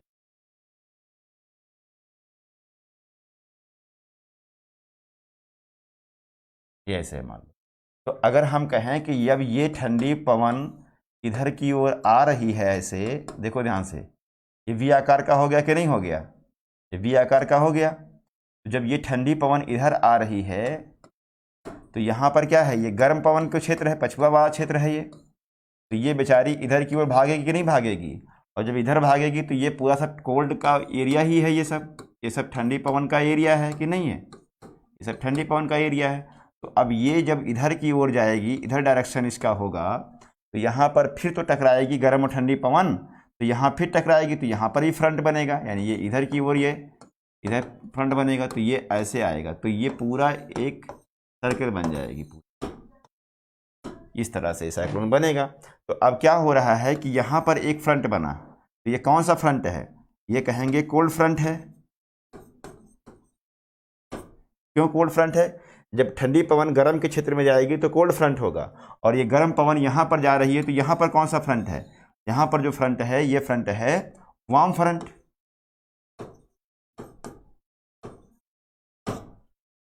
अब इस तरह से साइक्लोन बन गया। अब साइक्लोन जब बन गया, साइक्लोन का अब इसको ऐसे वी मत कर देना यार, इसको भी ऐसे करना, ये मान लो वी आकार है, क्या समझ, ये सतह है, ये पूरी जमीन है, सरफेस, जमीन पे कल्पना करो, ये बोर्ड ऐसे है तो ऐसे नहीं है, ये सतह पर है, ये फ्लैट की बात कर रहा हूँ, मैं फ्लैट की बात कर रहा हूँ। तो मान लो कि ये पूरा एरिया है, ये हमने देखो वी शेप बना दिया, ये वी शेप है, मान लो ये वी शेप है, और इस वी शेप के इधर पूरा ये ठंडी पवनें हैं, और इस वी में जो अंदर वाला ये हिस्सा है, इसमें क्या है, इसमें मेरे अंदर ये गर्म पवन है। तो अगर ये पवन इधर की ओर आई, इसमें ढकेले गई, तो यहाँ पर एक फ्रंट बनेगा कि नहीं बनेगा, यहाँ गर्म और ठंडी टकराएगी तो यहाँ फ्रंट बनेगा। इसके बाद क्या होगा, जब ये ढकेल रही है इसको ना, तो ये जो इसमें अंदर जो गर्म हवा है वो इधर भागेगी, तो इधर भागेगी तो यहाँ टकराएगी, क्योंकि इधर ठंडी पवन है, ये ठंडी टकराएगी, तो यहाँ पर भी वायु का आरोहण होगा, यहाँ वर्षा होगी कि नहीं होगा, तो इस तरह से वर्षा होगा। लेकिन धीरे धीरे क्या होगा कि जो ये ठंडी पवन है इसको ढकेलती रहेगी, और ये गर्म पवन वाला हिस्सा कम होता जाएगा। क्यों, क्योंकि ये ठंडी पवन ढकेल रही है इसको, और गर्म पवन जा रही है ठंडी के क्षेत्र में, तो ये धीरे धीरे अंदर का एरिया क्या होगा, कम होता जाएगा, ऐसे ऐसे कम हो जाएगा, और ऐसे ये पूरा चिपक जाएगा, यानी पूरा एरिया पे कौन सी हवा आ गई, पूरे एरिया पे ठंडी हवा आ गई।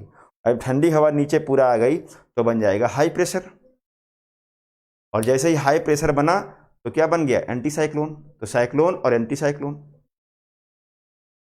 ओके। तो अब ये इस तरह से साइक्लोन है।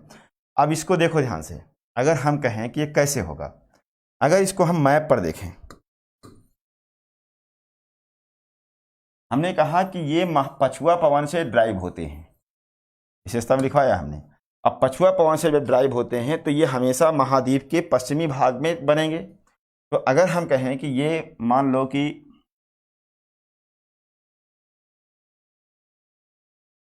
चलो यूरोप का हिस्सा इसे ले लेते हैं, मान लो ये यूरोप का हिस्सा है, क्या दिक्कत है, यूरोप का हिस्सा है, स्पेलिंग गलत,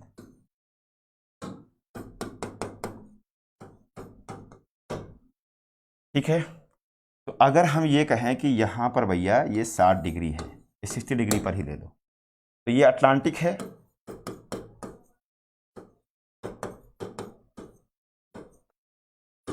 अटलांटिक ओशन है, तो ये पूरा ठंडी पवन का एरिया होगा कि नहीं होगा, ये ठंडी पवन का पूरा एरिया होगा, ये ठंडी पवन का एरिया होगा। तो ये कौन से पवन का होगा, ये गर्म पवन का एरिया होगा, क्योंकि पछुआ पवन यहाँ चल रही है कि नहीं चल रही है।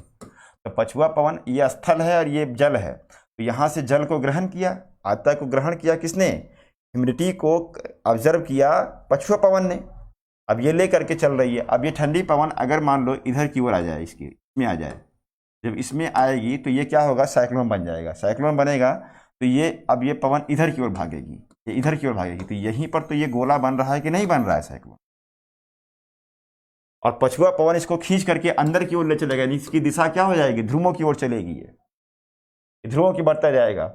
अच्छा, इसको ऊर्जा कैसे मिलती है, इसको ऊर्जा मिलती है ठंडी और गर्म पवन के टकराने से जो एनर्जी निकलती है उससे, इसलिए ये जल पर भी बनेंगे और ये कहाँ रहेगा, स्थल पर भी अंदर की ओर प्रवेश कर जाएगा। जहां जहां पछुआ पवन में नमी रहेगी ये आगे बढ़ता चला जाएगा और इस पूरे क्षेत्र में क्या करेगा, वर्षा कराएगा साइक्लोनिक।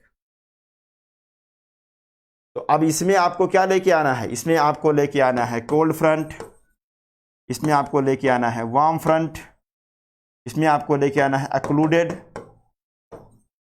अब अगर पढ़े होंगे तो आप ले आएंगे, नहीं ला पाएंगे तो आप जानिए, आपका काम जाने, बाकी सारी विशेषता हैं। तो यही तो है टेम्परेट साइक्लोन।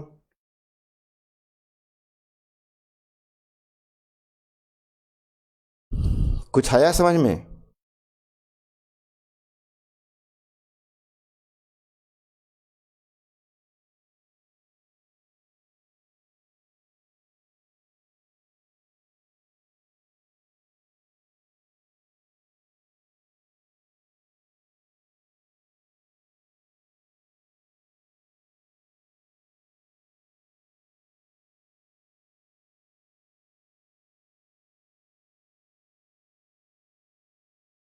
वेरी गुड, बहुत बढ़िया।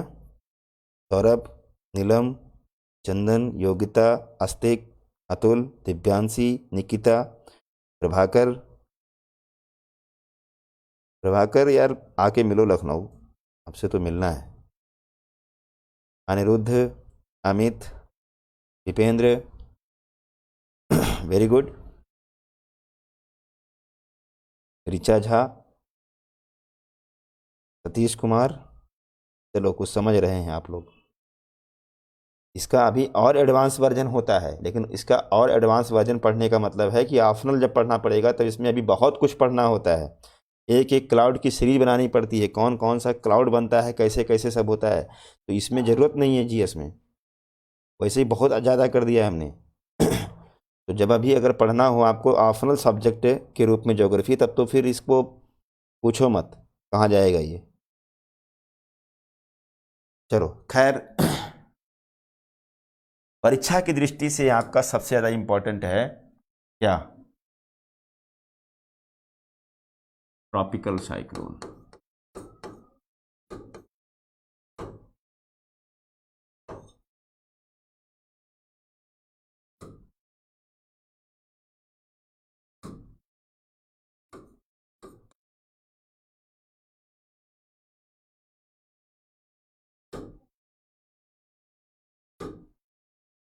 आपके लिए बहुत इम्पोर्टेंट है क्योंकि आप भी कहीं ना कहीं से इससे प्रभावित होते हैं। इसलिए ट्रॉपिकल साइक्लोन बहुत ही बेहतरीन ढंग से आपको समझना है। देखो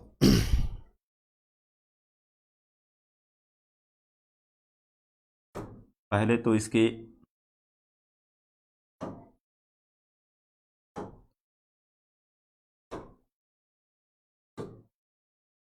बनने की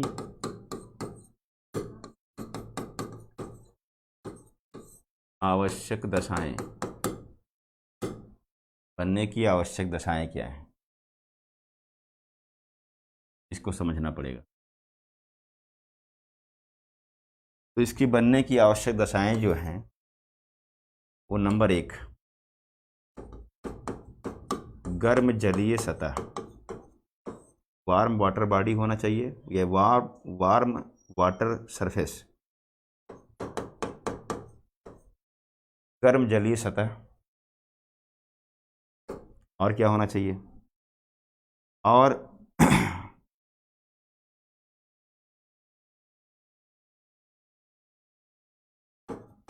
ऊपर की ओर कोई जेट स्ट्रीम नहीं होनी चाहिए। जेट स्ट्रीम क्या होता है? एक गर्म वायु का झोंका होता है जो ऊपर की ओर सर्पण करता है, और अगर ये सर्पण करेगा तो साइक्लोन नहीं बनेगा। ठीक है, तो ऊपर कोई भी जेट स्ट्रीम नहीं होनी चाहिए। तीसरा क्या है?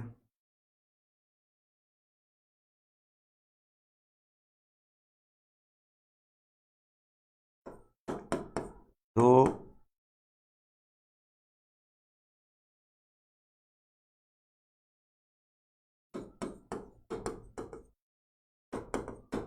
डायरेक्शन की वायु या पवन होनी चाहिए। ये सारी कंडीशन विषुवत रेखा पर भी तो होता है, लेकिन विषुवत रेखा पर साइक्लोन नहीं बनता है क्योंकि विषुवत रेखा का जलीय सतह तो बहुत गर्म होती है, ऊपर कोई जेट स्ट्रीम होती ही नहीं है, दो हवाएं होती ही हैं, एक ये वाली और एक ये वाली, दोनों होती हैं। लेकिन यहाँ साइक्लोन नहीं बनता है, ये हमेशा 5 डिग्री उत्तर से शुरू होता है, 35 तक बनता है। तो इसका मतलब इसके लिए क्या होना चाहिए, कोरियालिस प्रभाव होना जरूरी है। कोरियालिस प्रभाव जब तक नहीं होगा तब तक ये साइक्लोन नहीं बनेगा। 4 पॉइंट लिखो ये।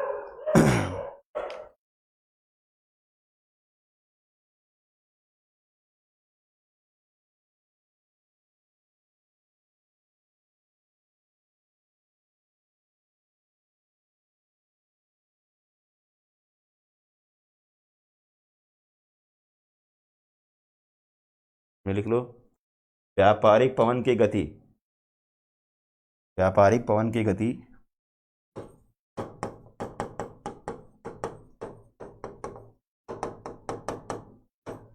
40 से 60 किलोमीटर प्रति आवर होनी चाहिए कम से कम।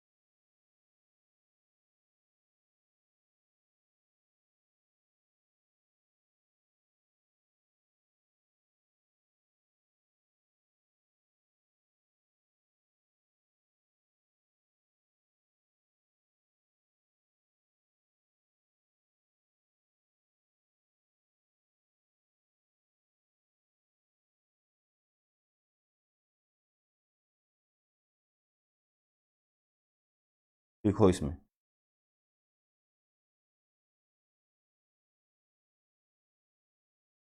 लिखो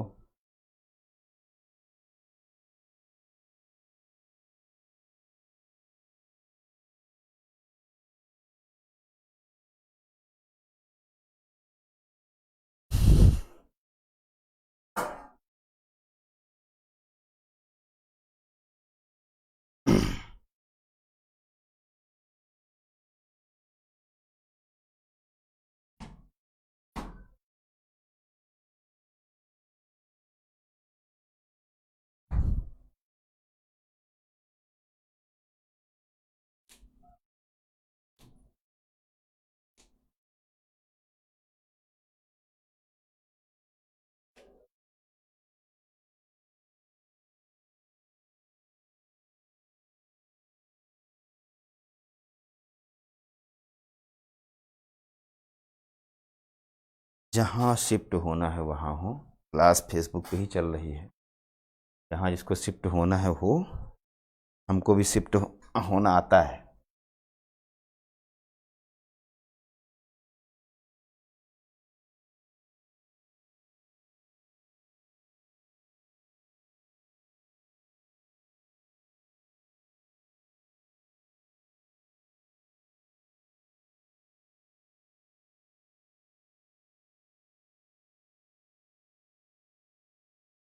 लिखो,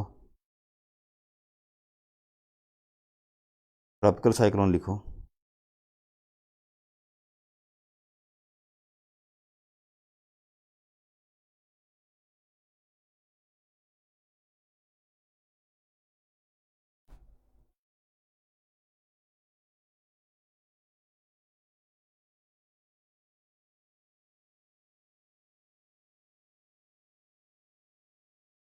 या नहीं लिखा, लिखवाएंगे नहीं,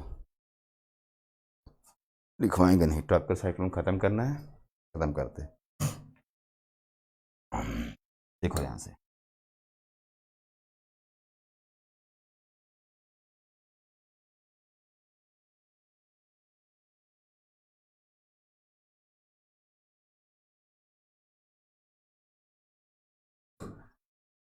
तो आप ये तो जान ही रहे हैं कि ये क्या होता है, निम्न वायु दाब का केंद्र होता है।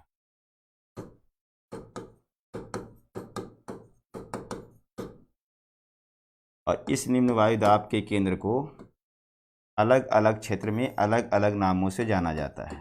जैसे अगर हम इसको इंडियन ओशन में देखें,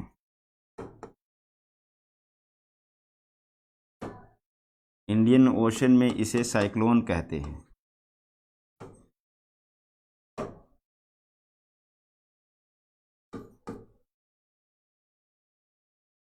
जापान सी में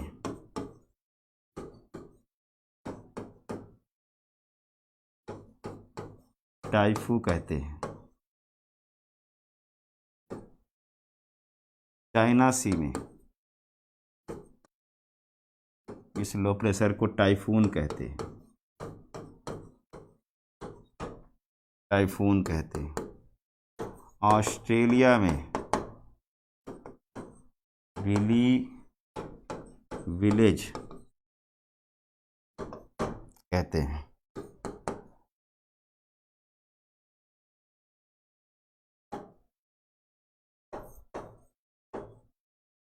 कैरिबियन सी या अमेरिका में इसे हरिकेन कहते हैं। हरिकेन कहते हैं। ये नाम आपको याद रखने हैं, पीटी में आएगा, आपसे पूछा जाएगा। अलग अलग क्षेत्रों में अलग अलग नाम है इसके।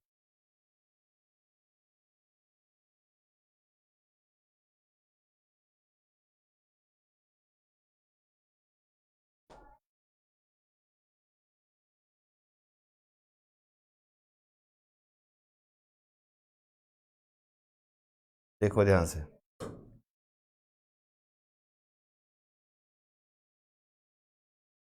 इंडियन ओशन में साइक्लोन, जापान सी में टाइफू, चाइना सी में टाइफून, ऑस्ट्रेलिया में विली विलेज, कैरिबियन सी में हरिकेन कहते हैं।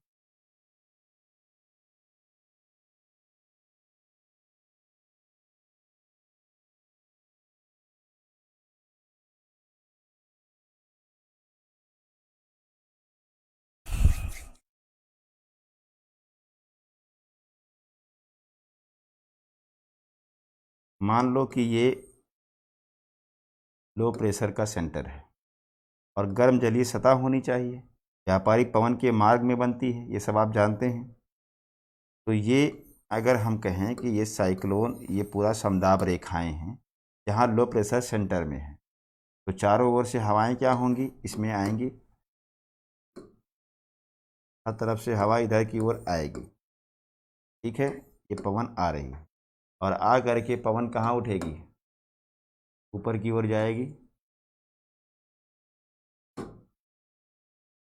ठीक है, ऊपर जा करके क्या बनेगा, कपासी वर्षी मेघ बनेगा। कपासी वर्षी मेघ बनेगा, वर्षा होगी। तो देखिएगा ध्यान से, तो अगर पूरा ड्रा करें तो ये कुछ ये इस तरह से होता है। जैसे मान लो इधर से ये पवन आ रही है,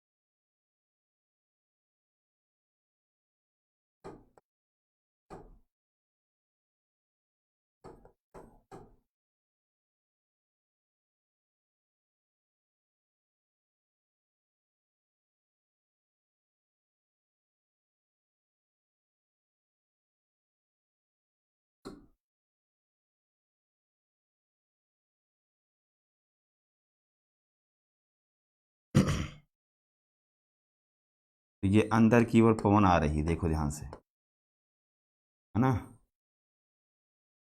और ये पूरा अंदर एक होल बन जाएगा।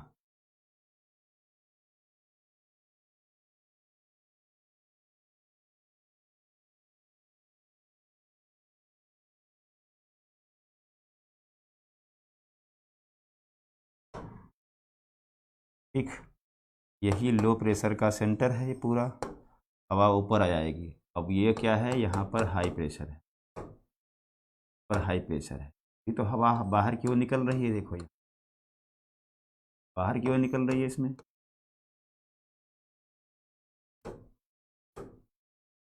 ठीक है। इसको कहते हैं चक्रवात की आँख, आई कहते हैं, जिसमें कुछ कुछ पवनें क्या होती हैं, नीचे की ओर उतरती हैं। क्यों उतरेंगी? क्योंकि नीचे लो है, ऊपर हाई है, कुछ पवन यहाँ नीचे उतरती रहे। और इसको कहते हैं चक्रवात या आँख की दीवार, आई वॉल, आई वॉल।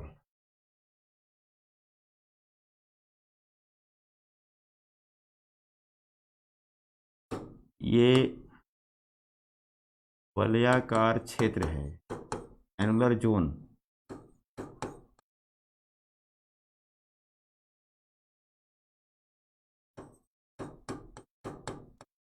ये वलयाकार क्षेत्र है, जो ये पूरा रीजन है जहाँ पर वायु तेजी से ऊपर उठ रही है। ये उठ रही है, इस पूरे एरिया को, यानी दीवार से सटा हुआ जो एरिया है, यही है वर्षण पट्टी। वर्षण पट्टी।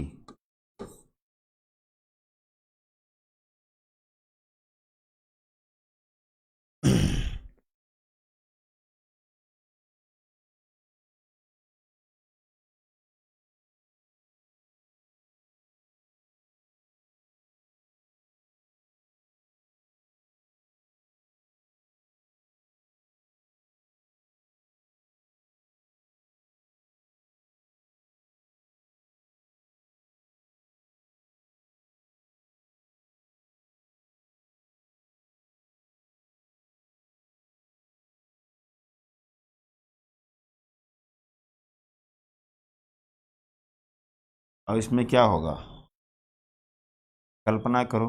अच्छा रुको, इधर का क्षेत्र देखो, थोड़ा इसको और आगे बढ़ा लो, इसको वाइड कर लो। तो यहाँ पर तो वायु का अवरोहण हो रहा है, यहाँ वायु का आरोहण हो रहा है।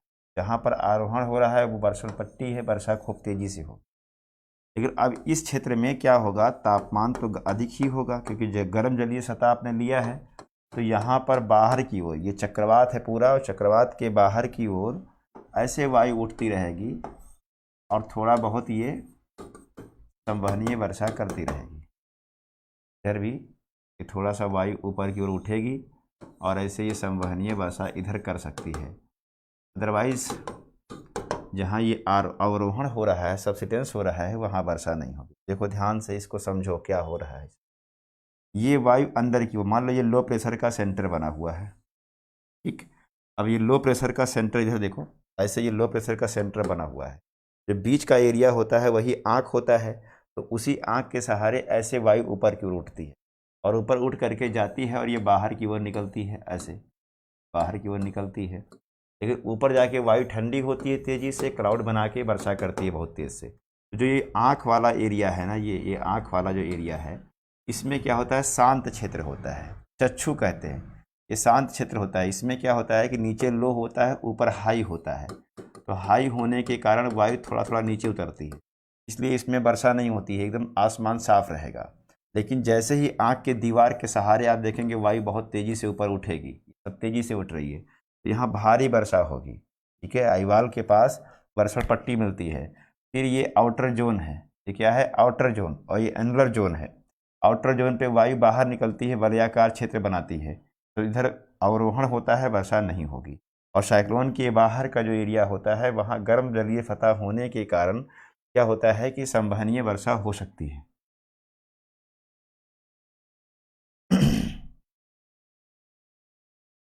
समझो इसको। मान लो कि ये ग्लास है, ये क्या है, ग्लास है। अब ये इस ग्लास में मान के चलो कि ये सेंटर है लो प्रेशर का।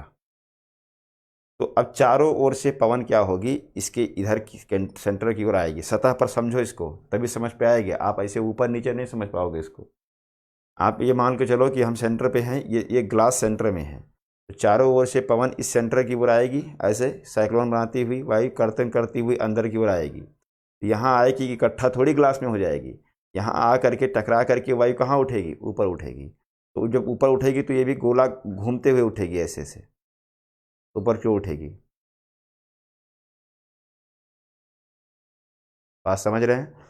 तो जब ये उठेगी तो अंदर की ओर होल नहीं होगा। अरे आप देखे होंगे समुद्री क्षेत्र में भंवर देखे हैं, भंवर, तो भंवर के बीच में गोल नहीं, एक होल होता है ना, होल भंवर में, तो वो एकदम साफ साफ दिखाई देता है नीचे तक।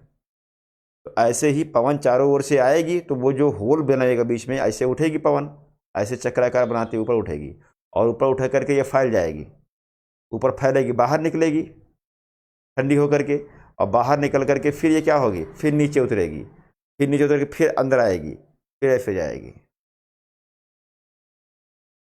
बात समझ रहे हैं। देखो अब एक पवन बता रहा है, मान लो ये पवन ऐसे आई, ऐसे मान लो आई, या एंटी साइक्लोन है तो ऐसे मान लो ऐसे आई, आई ऊपर गई, फिर ये बाहर निकलेगी ऐसे, फिर उतरी कुछ दूरी पे, फिर अंदर की ओर आएगी, फिर ऊपर जाएगी, फिर ऐसे हो, यही तो हो रहा है। तो सारी हवाएं तो ऐसे ही करेंगी ना, चारों ओर से पवन यहीं आएगी, उठेगी होल बनाते हुए, और फिर बाहर फैल जाएगी, और खूब तेजी से वर्षा होगी, नीचे उतरेगी, फिर अंदर आएगी।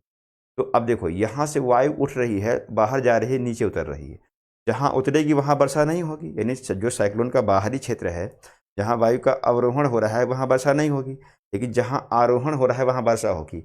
और होल में क्या होगा, जो बीच का होल बना हुआ है, उस होल में क्या होगा, उसी को आँख कहते हैं, चक्षु कहते हैं, आई बोलते हैं। तो इस आई में एकदम शांत क्षेत्र रहेगा। अरे आपकी आई नहीं है, ये आई भी होगा 2-4 किलोमीटर का। तो अब आई में क्या है कि अब आप एकदम शांत क्षेत्र देखेंगे, यहाँ पे हम आसमान साफ रहेगा, क्यों, क्योंकि नीचे आई में लो बना हुआ है, और इसी ऊपर आई में हाई बना हुआ है, तो उसी हाई से थोड़ा थोड़ा हवा नीचे उतरती रहती है उसी बीच में। इस कारण से यहाँ वर्षा क्लाउड व्लाउड नहीं बनता, क्लाउड नहीं बनेगा, वर्षा नहीं होगी। और बाकी क्या होगा, जो साइक्लोन के बाहर का एरिया है उधर गर्म वायु है, तो वहाँ उठ करके वो संवहनीय वर्षा करती रहेगी अपनी। ठीक है, ये चीज़ें हैं। अब देखो ध्यान से, हमने उसमें लिखवाया था कि इसका लो प्रेशर एकदम सेंटर में नहीं होगा, यानी आँख के दीवार पे होगा, होल में तो बिल्कुल नहीं होगा, आँख के दीवार के सहारे लो प्रेशर बहुत ज़्यादा होता है, और उसे वहीं पर वर्षण पट्टी मिलती है, वर्षा बहुत तेज़ी से वहाँ पर होगी। ठीक है, वहाँ बहुत तेज़ी से वर्षा होगी। तो इसके अलग अलग नाम है, सब हमने बता दिया आपको। अब इसमें एक चीज़ और समझिए, ध्यान समझिएगा।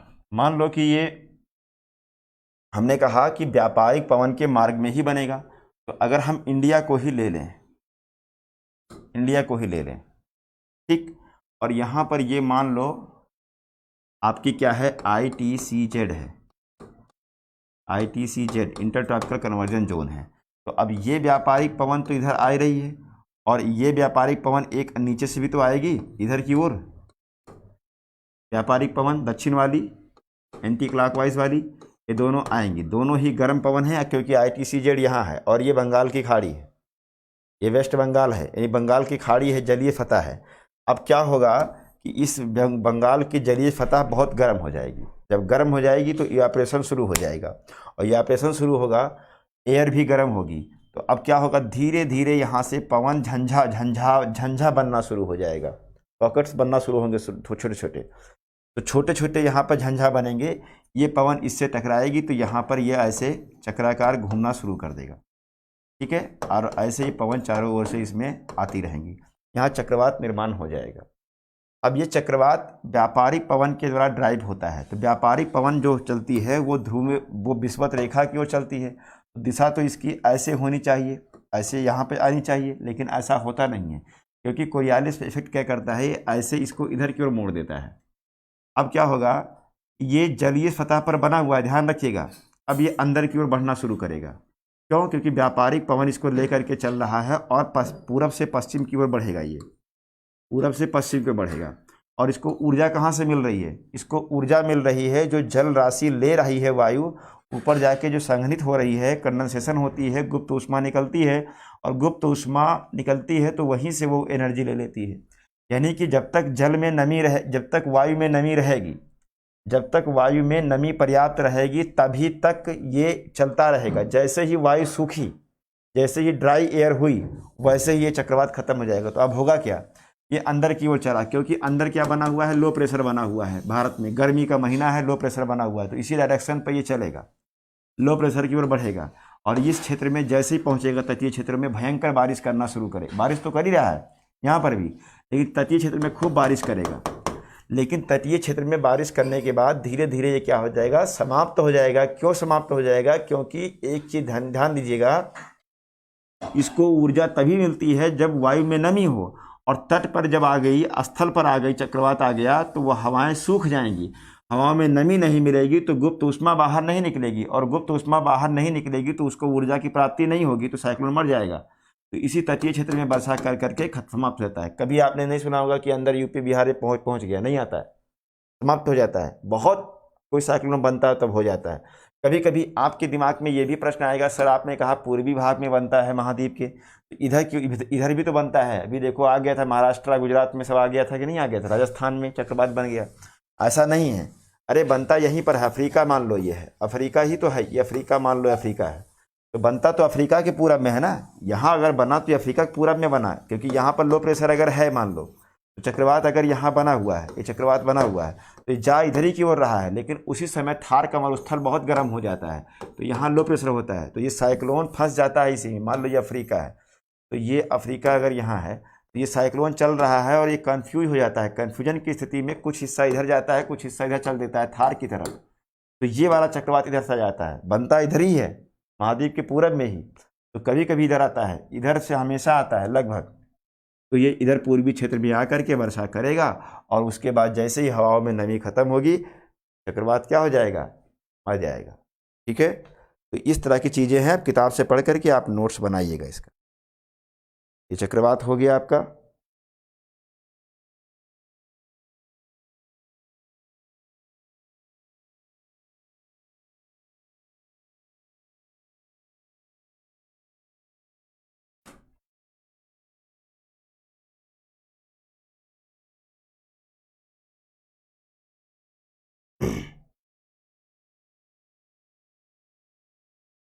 तो अब इसमें साइक्लोन के बाद आपको पढ़ाना होता है मानसून।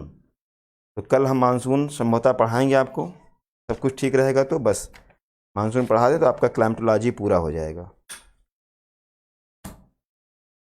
ठीक है,